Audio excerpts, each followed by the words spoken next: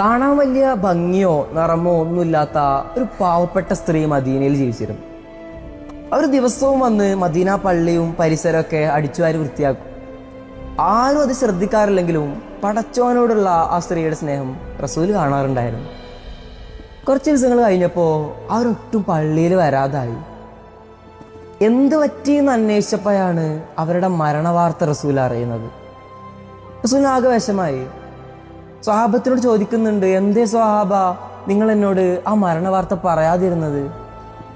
സമൂഹത്തിൽ വിലയില്ലാത്ത പാവപ്പെട്ട ഒരു സ്ത്രീയുടെ മരണവാർത്ത റസൂലിനെ അറിയിക്കാൻ മാത്രം പ്രധാനപ്പെട്ടതാണെന്ന് അവരൊരിക്കലും വിചാരിച്ചിരുന്നില്ല. അതൊരു രാത്രിയായിരുന്നു നബിയെ. അവിടുത്തെ ഉറക്കം ശല്യപ്പെടുത്തണ്ടെന്ന് വിചാരിച്ചിട്ടാണ് പറയാതിരുന്നത്.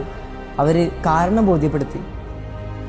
വിഷമിച്ച റസൂല് ആ സ്ത്രീയുടെ ഖബറിനടുത്ത് പോയി നിന്ന് ഒരുപാട് നേരം പ്രാർത്ഥിക്കുന്നുണ്ട്.